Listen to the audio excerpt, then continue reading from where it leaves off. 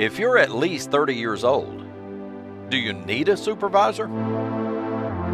That's what we're talking about next on the Driving with Rob podcast. But before we get into the episode today, I'd like for you to do me a favor. Click on like, share it on Facebook, share it on Twitter, wherever it is you share stuff. And if you'd like to hear more episodes of the podcast, click on subscribe, click on follow, whatever it is your particular podcast player lets you do. And that way you'll never miss an episode. Okay, we're back in the truck today.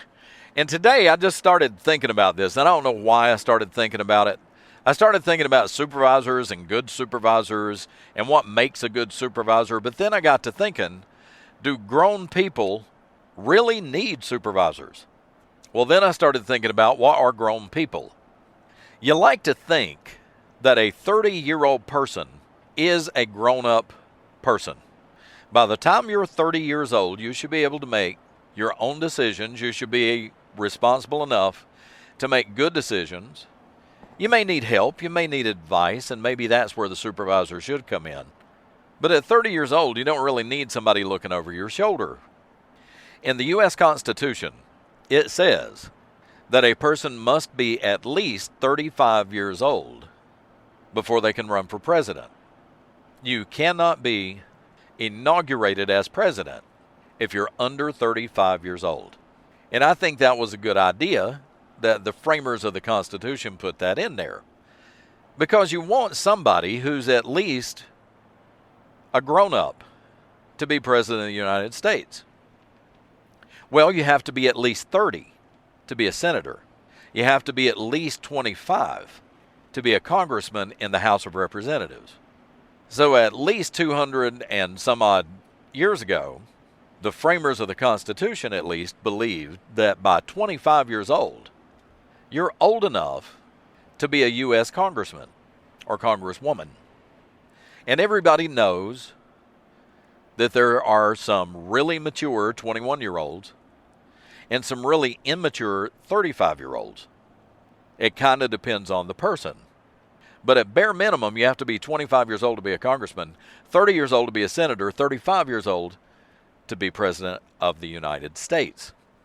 Because you like to believe by a certain age, you should be able to make logical grown-up decisions. Not everybody can.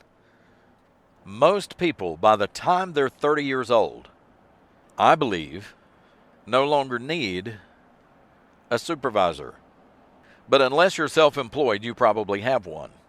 And here's the thing about supervisors. In my opinion, in my experience, most supervisors did not become supervisor based on their ability to supervise. Do you understand what I'm saying? Most people become supervisor based on their number of years with the company, their loyalty to the company, their reliability, or they did a lot of favors for the person who picks supervisors. They did a lot of work for or a lot of favors for the person who actually hands out the promotions. That's usually the people that become supervisor. And that's why it's very, very rare to have a good supervisor. If you have a really good supervisor, it's probably luck of the draw. You just got lucky to have a good supervisor. Because let's be honest, most supervisors have no idea what they're doing. Most supervisors can't supervise people. They really can't. The best supervisor I ever had, and I'll go ahead and name names. The best supervisor I ever had was a guy named Jack King. Absolutely the best supervisor ever. The second best supervisor I ever had, who was the first best supervisor I ever had before Jack, was a guy named Carl Maccabee. Both of these guys, excellent supervisors. And what made them excellent supervisors was their hands-off approach. Nobody, I don't care who you are, nobody works better with somebody standing over their shoulder watching them. Nobody. But to get most supervisors to understand this is nearly impossible. They feel like that it is their job to watch you and make sure you're doing the job correctly. And as a result, they end up micromanaging you. And we all know what it feels like to be micromanaged. If you're being micromanaged, you have a bad supervisor. But the two best supervisors I ever had, Carl and Jack, both of these men had done my job before they became supervisor. So they knew what my job consisted of. They knew what my particular task within the company was, and they trusted me to do it. What a good supervisor should do is line up the work and say, okay, here's the task at hand. Here's what needs to happen. Here's what we need to do. If there's anything you need, if you need material, if you need help, let me know and I'll get it for you. But then they would leave and let you do it. And they trusted you as a grown, rational, logical thinking person who was hired to do a job because you know how to do the job. And they let you do it. So as a result, in my career, these two guys were the best supervisors I've ever had. Which takes me back to, if you're at least 30 years old, do you even need a supervisor? The manager or the big boss could send you a memo or a list of things that need to be done, and he should be able to trust you to do it. If you're at least 30 years old and you were hired to do a job because you know how to do that job. But I wonder sometimes if we don't have a phenomenon going on right now with the 0 to 30-year-old generation. And maybe it's because I'm an old man. I'm in my 50s. Maybe it's because I remember how irresponsible I was, and I see the generation coming along today are less responsible than I was. But you see, 100 years ago, even earlier than that, at the beginning of the Industrial Revolution, and for thousands of years leading up to that, if you were big enough and strong enough to do an adult's job, you were expected to do it. By the time you hit puberty, and speaking as a male, by the time you were 13, 14 years old, most males are big enough and strong enough to work like a man. And during the Industrial Revolution, this was before child labor laws, before labor unions got involved.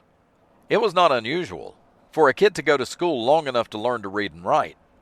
And once they had the physical size and the strength and endurance to do a grown-up's job, they were expected to go to work in the factory.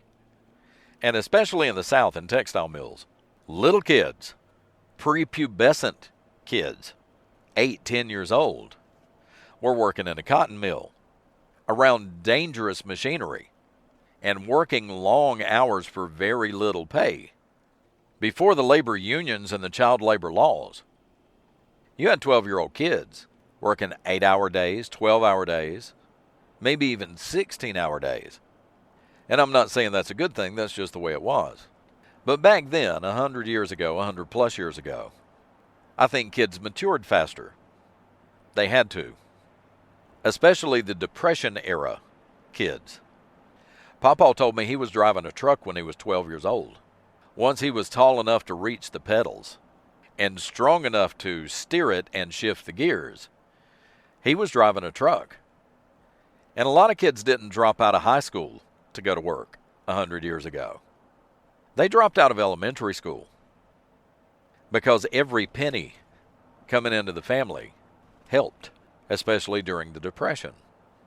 But as a result of kids entering the adult world at such a young age, by the time they were 18 years old, they were fully equipped to be on their own, to be married and start having kids, and well on their way to building the rest of their life. And during the 60s, one of the big protest movements that went on was, if I'm 18 years old and I'm old enough to fight for my country, I'm old enough to be drafted into the military, then I'm old enough to vote. Because up until then, you had to be 21 years old to vote. But there again, years and years ago, an 18-year-old was fully equipped to start their adult life. And nowadays you've got 25, 30-year-olds who are either afraid to enter the adult world or just simply don't know how. And you've got some 25, 30-year-olds who are completely ill-equipped to enter their adult life.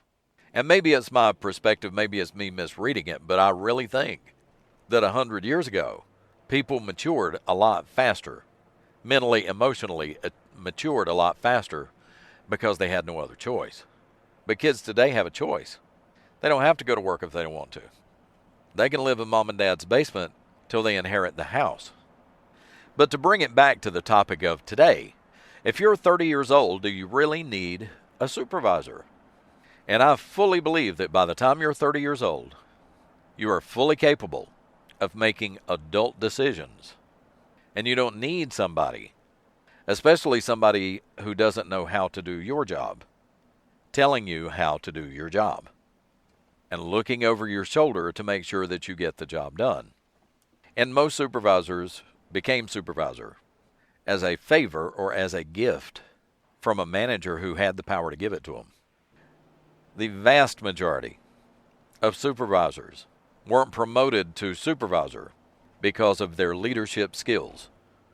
And I firmly believe that by the time you're 30, if you're old enough to run for the U.S. Senate, you're old enough to do your job and to go to work without adult supervision. And that's the podcast for today. Give me a like, leave me a comment, subscribe, follow, and you'll never miss an episode. Thanks for downloading. Thanks for listening. I'll talk to you next time. Bye now.